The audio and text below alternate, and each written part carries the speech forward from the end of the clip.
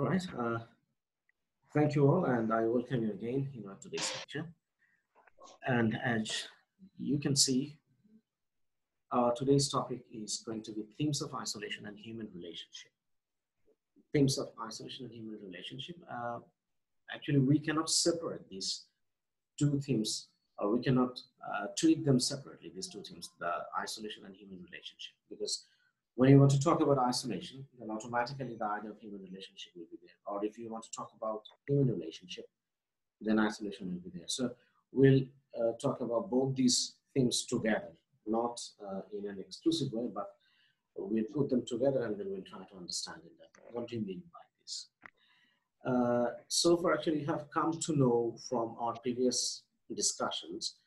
Now, if I ask you that, what kind of isolation do you find here? What do you think? Just your opinion, just to start our today's lecture. So, do you find any isolation, and or if you find, then how do you feel about it, or what kind of isolation do you see here, or what could be the reason? Yes, sir. Tommy separate himself from his family and outside people. And also separated his wife and father.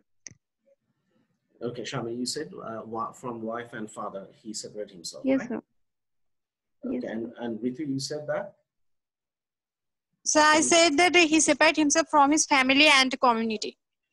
Okay. Now, you tell me, this separation of this isolation, was it self-imposed, or there were some circumstances or reasons behind it that he was separated, or he had to obviously accept there this? is.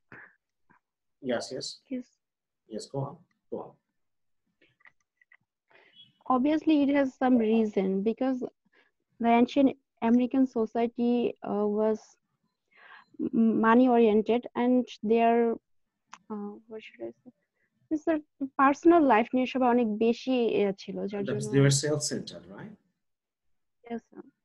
Okay.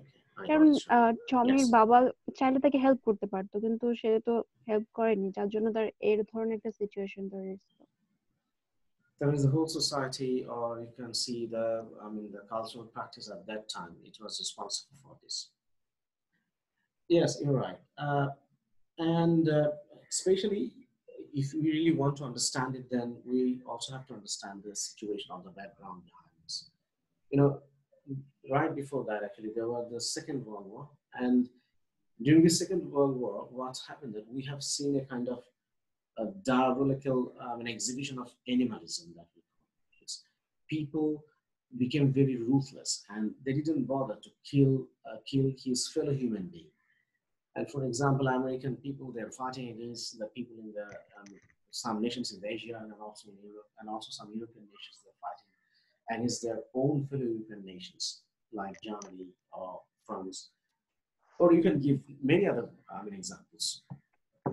So you see that this a kind of animalism is working in the minds of people, and these actually disillusioned lots of people like our Tommy Wilhelm. And this also created a kind of crisis in the human mind. So you can see there a kind of, because of this war, we can see the wholesale destruction of human race and civilization, and fill the world with a kind of mutual mistrust, or you can say doubt. We can also see disbelief, making the perfect human relationship almost impossible. So this kind of mistrust, doubt, or disbelief, all these things together actually worked behind this kind of isolation, or human relationship wasn't working well in that sense. So also we can also find that their psyche, the modern man's psyche, in that time it was snared in a maze of all pervasive loneliness or alienation, we can say. Like at the very outset of the novel, you can see the alienation or the lack of ability to communicate of a modern life is brought to light in the very first chapter of the novel. Like the pretentious tendency, considered as a fatal drawback in the establishment of a perfect relationship, is daily and customary with modern city-bred people, and this is underlined in the very first paragraph of the book.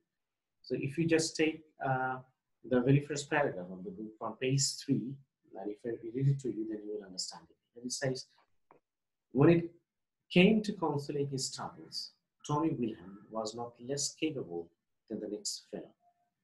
He had once been an actor, no, not quite an extra, and he knew what acting should be.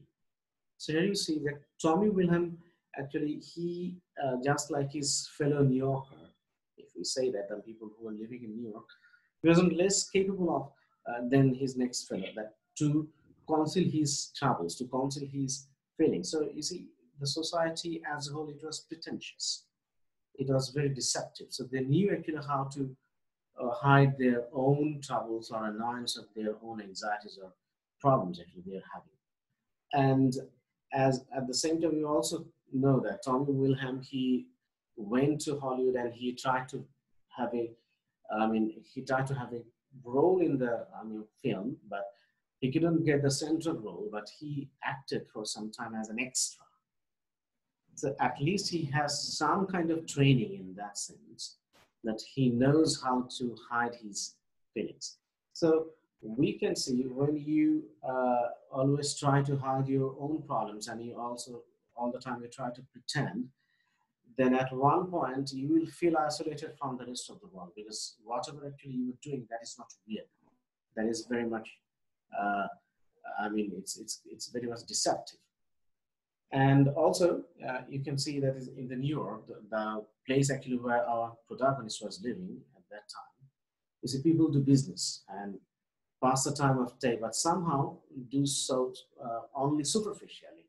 So the human heart is never reached. Mask and deceptions are the rules. So there is no compassion, there is no understanding, no love. So everything, you can see the relationship is completely a frustration, you can see. It's a kind of complete frustration. That means failure. And even Tommy Williams' conversation with Robin actually, he was a newspaper vendor. And when actually see that when Tommy Williams, he goes to this newspaper vendor, Mr. Robin, and when actually he is buying newspaper, so they have a very casual conversation. And in that conversation, you can see a kind of gap is there, a kind of isolation we can feel. So Tommy Williams knows very well what's his situation, Robin's situation. And Mr. Robin also, he knows very well that what is going on in Tommy Williams' life. But you see, they are only touching upon the very superficial matters. They are not discussing, the very, trivial matters they're talking about, not the real matters of their life. So you see, everybody is, acting very customarily even in their social life. And actually, since the rise of the capitalism in the Western world, Western world, it has been experiencing a kind of, you can say, gradual social disintegration, especially disintegration of family life in the Western world family life, we can see that. So, because it's under the sway or under the influence of powerful materialism, or we can say the powerful sway of materialism, we can see. So people are influenced by this materialism in the Western world. And as a result, we can see that Western life, the family life, is disintegrated. It was breaking down. So alienation seems to define the life of average people. So it was a very common thing in the average people's life that there was alienation, there was separation. So people on the concept of family matters much to Wilhelm. It is tremendously ironical that it is in the family that Tommy undergoes tormenting alienation in his family. And you can see Tommy's life is in complete discord, or we can say disarray. So we don't find any harmony in his family life. Like Tommy's intense craving for filial compassion and affection is never satiated. It was never satisfied. That means he was always looking for kind of filial compassion or affection. Filial means that you get from your father, from your parents, the compassion and affection that you get from your family. So when you don't get it, the compassion or the love or the affection from your family, so certainly actually you will never feel satiated or satisfied in your life. So, and his heart yearning for a loving and caring father, and it, you see, and he never gets it. So we can see a kind of lack of reciprocity, in the father-son relationship. So they're not reciprocal, you can say. That means they're not communicating. Father and son, they're not communicating in this thing. And we can see that this kind of estrangement between the father and his son and his issue in the since the day, it's only because of the economic gap. That's the fruit of economic gap, you can say. Economic gap means the father actually, he considers his son as a complete failure because he is not a money person and he is not successful in his life as a person and he couldn't earn money. So that's why father, since his son is not, you can say, he's not successful money-wise, so that's why his father considers him as a failure. And that creates a kind of gap or fissure between the father and son relationship. So, so in that sense, you can say that money is a driving force, in the relationship. Throughout the novel, actually, we can find it, especially father-son relationship. Also, his relationship with Dr. Tumpkin is also like that. So we can find in page 55 of the novel, there is, we can just quote this passage where actually we can find Tommy's passionate outcry about this kind of relationship. So there actually he says that, this is the quotation, quote unquote, no, but you hate me. Tommy says, no, but you hate me. And if I had money, you wouldn't. That means if I had money, then you wouldn't hate me. Just like this. That means he's talking about his father. So that's what he's saying, that no, but you hate me. And if I had money, you wouldn't. By God, you have to admit it. The money makes the difference. Then we would be a fine father and son if I was a credit to you. So you could boast and brag about me all over the hotel. But I'm not the right type of son. I'm too old and too unlucky. So here you see, he's saying his father, addressing his father in this, and he's saying that, you see, if I had the money, and you could have boasted about me, or you could have bragged about me, with the other retirees, those who are staying in the hotel, you could say, you see, my son is these and these, and he is on a huge amount of money, he's very successful in his life. Since I'm not successful, since I don't have money, so you cannot brag about me to the other people. So that's why you're very angry with me and you don't like me. That's since I don't have money, and that means I'm not successful. And that's why he's saying that I'm too old, I'm too unlucky. So this is his a kind of, I shouldn't say it's a kind of regret, but rather I should say he's just saying this in that sense. Even it's not a kind of, he's not repenting. We cannot also say that it's a kind of repentance that he said that I'm unlucky. He's just saying that I'm too old and too unlucky. That means it's not my fault. I tried well. I tried to gain money, to gain success in my life, but I'm unlucky. Chance didn't work for me. So that's why I couldn't earn money. It doesn't mean that I didn't try for it. I tried, but I failed. So actually the fortune of the luck, actually it wasn't in his favor. That's actually what he was saying. Then again, you can see he requested for money, for financial assistance to his father on many occasions. But you see, his father, Dr. Adler always turns a deaf ear to the honest supplications for help. And he hesitates little to turn his son's apples down. So he never hesitates to turn his son down, his request for help. And also, you can see, and Wilhelm, it made him, his father and son, profoundly bitter. And in page 10 in the novel, you see Wilhelm is saying, this is his, what actually he's expressing, says that it made Wilhelm profoundly bitter that his father should speak to him with such a detachment about his welfare. Dr. Adler liked to appear affable, his own son, his one and only son, could not speak his mind or raise his heart, or raise his heart to him. So you see, this is his, you can say, how actually he's expressing his dissatisfaction, or you can see he's very mournful here in that sense. He's not happy with this whole thing. That whenever actually he wants to talk to his father, he always finds a kind of detachment. And his father is very much, detached about his son's welfare. So he doesn't want to think about his son's welfare. And this is not, it doesn't mean, we see that in the novel that Dr. Adler actually, he doesn't have many sons or many issues, or sons and daughters. Tommy Wilhelm is the only son. And Dr. Adler, that means the father of Tommy Wilhelm, he's very rich and he was very successful in his personal life, in his professional life. But still, he doesn't want to help his only son when actually he is in dire need of financial assistance. So, and also here you see the word Dr. Adler liked to appear affable.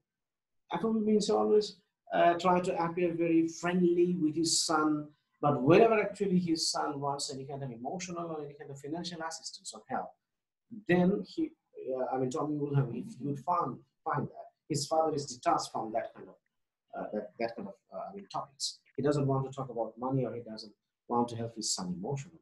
But he always tries, it's a kind of pretension. So pretentiously, he wants to be very much friendly and amicable or affable. But actually, in reality, he is not friendly to his son.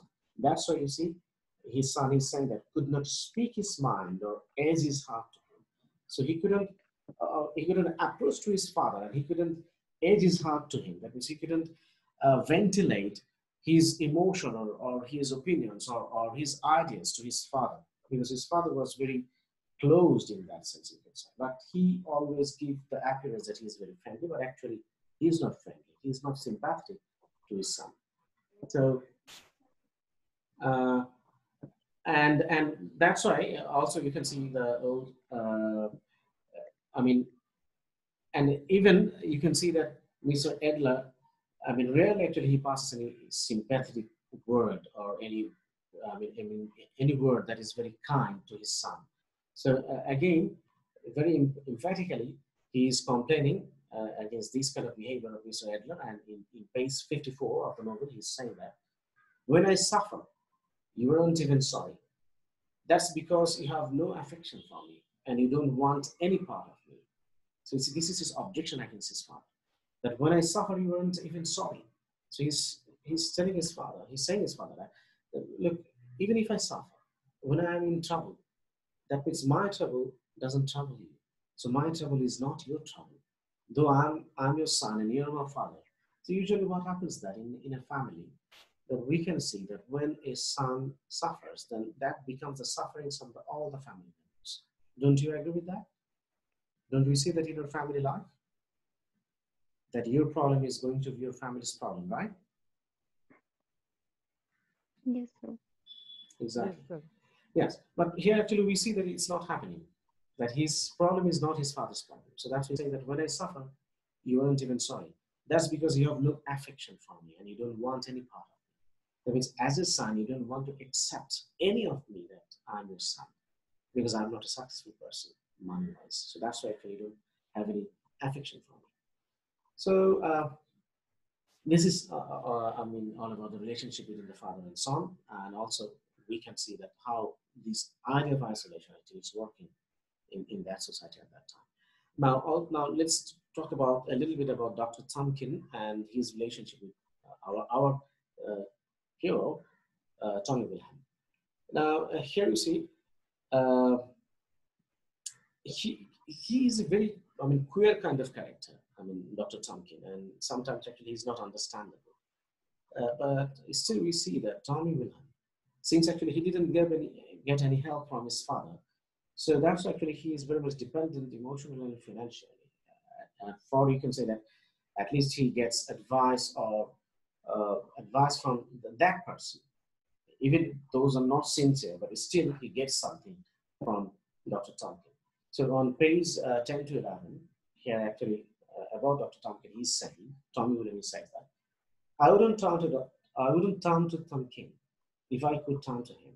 At least Thumbkin sympathizes with me and tries to give me a hand, whereas Dad doesn't want to be disturbed. So he's saying that I wouldn't turn to Thumbkin if I could turn to him. He means his father. He says that if I had access to my father, and if my father actually, he would listen to me, or if my father, he would have sympathized with me, or he would feel me, then I wouldn't go to Dr. Thumbkin because he is nobody to me. But why actually I'm going to him? Because my father, he rejected me. He denied me. So that's why I'm going to Tamkin. And there actually he says that at least Tamkin sympathizes with me and tries to give me a hand. Whereas dad doesn't want to be disturbed.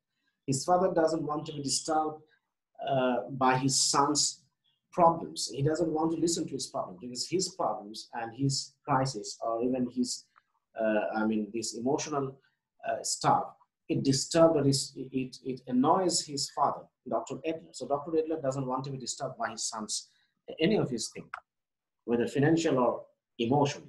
But on the other hand, Dr. Tamkin actually, whether he is pretentious, he's very deceptive, he's very, you can say he's very cruel in one sense, but he gives or he sympathizes on some occasions, though deceptively, but he sympathizes with Tommy Wilhelm. So that's why he finds a kind of attachment. He feels a kind of attachment with it. So in a sense, you can see this enigmatic doctor, Dr. Tamkin, he is a sort of surrogate father, not real father, but he acts like a father to Tommy Wilhelm. So, but you see here, he is also painfully deceived. I mean, his inner equanimity or inner peace is never achieved, and through this relationship, because we can see that Dr. Tamkin actually, he at the end actually, he betrayed Tommy Wilhelm, and we can see that Tommy Wilhelm is a sort of puppet at Tamkin's hand, and the intellectually superior doctor. Dr. Tamkin we're talking about, that he's intellectually superior to our protagonist, Tommy Wilhelm, and he's also a psychologist. So he knew actually how to manipulate people's minds, especially a person, a dupe or a simpleton like Tommy Wilhelm. We can say that he's very simple-hearted. So it wasn't very difficult for Dr. Tamkin to deceive him, to manipulate Tommy Wilhelm. So you see, Tamkin, in fact, actually, he capitalizes every scope to exploit Tommy. So he took all the opportunities to exploit Tommy in every occasion. So in his relationship with Tommy, Tamkin advances with a preconceived design, which is material in nature, and it is anything but a complete human relationship. We cannot call it that it's a human relationship or completely true human relationship. It was just a kind of advantage actually he took on Tommy Wilhelm, Dr. Tamkin. And also we can see his nuptial relationship or his wedding. It was a complete fiasco. Tommy was very romantic.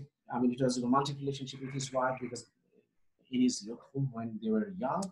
But we can see that his wife Margaret, she doesn't want to have any relationship with Tommy Williams anymore. And it appears that their kind of isolation or separation is also going on. And that's why on occasion, he says that he suffocates and he couldn't breathe. So his relationship with his wife, with his family wasn't also not going well. And in this kind of, the metropolitan city, metropolitan platter, you can see that all this relationship, it's a kind of confusion. And all the relationships are failed by this kind of, you can say, the ruthless materialism, materialistic approach or ideas of the people. So no relationship actually was successful in that kind of society, or that kind of materialistic society. So, also we can see that Tommy Wilhelm actually he also tried to have a kind of another relationship, but it was extramarital, so definitely, because his wife Margaret, she didn't want to divorce him. So that's actually he had to have that kind of relationship with, and her name is Olive, the girl actually with whom actually his relationship right now, her name is Olive. And this is very interesting that, and he's very much passionate about Olive. So, and he's saying, about Olive, he's saying that I will get a divorce if it's the last thing to do, he saw. As for dad, I will have to sell the car for junk and pay the hotel. I will have to go on my knees to Olive and say, stand by me a while. Don't let her win, Olive. And I will try to start again with Olive. In fact, I must. Olive loves me, Olive. So you see, he's very passionate about Olive. And he's saying that Olive loves me. And he's saying that he will sell his car. And then he will pay the rent, pay the rent of the hotel. And then he will stand before Olive. And then he will ask Olive that, please marry me, please accept me. And please be by my side. stand by my side, help me, and be my partner.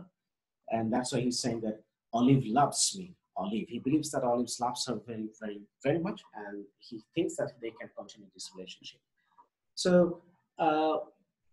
this is the thing, actually, we can see what kind of relationship they are having. In this novel, and also you can feel this idea of isolation and the theme of isolation, actually, how it is working in that society, especially in New York at that time, when actually Tommy William was living there. So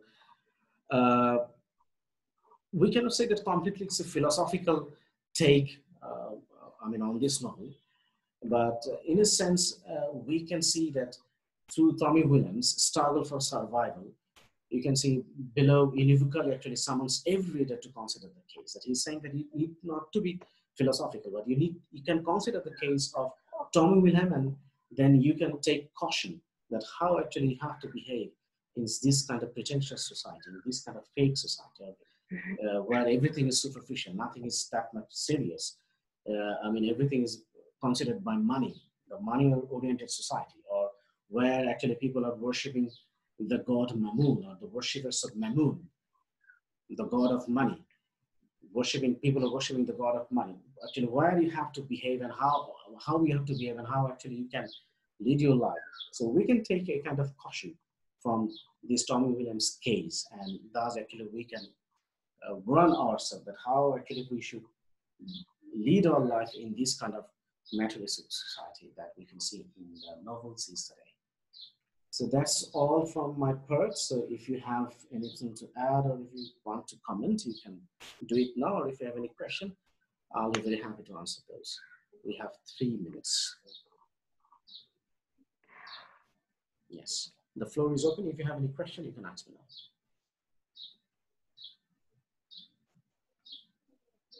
Shamin, Risala, Xavier, Tanzir, any of you, do you have any comment or anything that you'd like to add?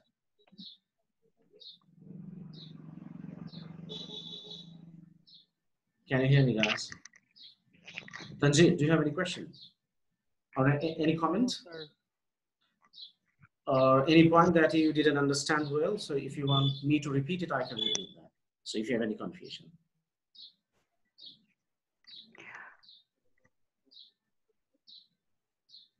So now is it clear? Sir, I have a question. Yes, please go on. Go on. So, capitalism, could you explain it, please? Capitalism. Okay. Now, capitalism, in one sense, we cannot say that it is completely bad, but capitalism is bad when there is no equal distribution of the wealth. That means someone or some people, when they want, or a very, small group of people, when actually they're monopolizing over everything, they're taking control of everything, all the finance, all the business, then it creates problem. But if there is a equal distribution of the wealth or money, whatever you say, then actually we don't have any problem. So when there is no equality in the society, then capitalism, it creates a problem in our society. For example, exactly. You can see that in our society, a very small pocket of people, they are very rich. You see, and they're controlling almost, just yesterday, actually, I was watching a news, and on that news, they say that 28% of our GDP, or 28% of our wealth, it is controlled by a very, very small number of people, and they're less than 5%. So you can see the whole economy is controlled by a small group of people. So they're monopolizing over everything, and they're capitalizing on our weakness. So we are not getting the due. For example, we are working hard, but we are not getting the payment according to our, what should I say, the way actually we're working for the time, the energy that we're investing for that particular work, but we're not getting the benefit in that way. So this is that we can say that the problem with the capitalism. And capitalism means that using capital and investing money in the market. So that is the basic idea of the capitalism. I hope it answers your question. We have less than 30 minutes, so I would like to conclude it here and hope to meet you in another lecture, inshallah, in future. Thank you very much. Thank you all. Thank you, sir. Okay, sir. Assalamu Wa alaikum assalam. alaikum.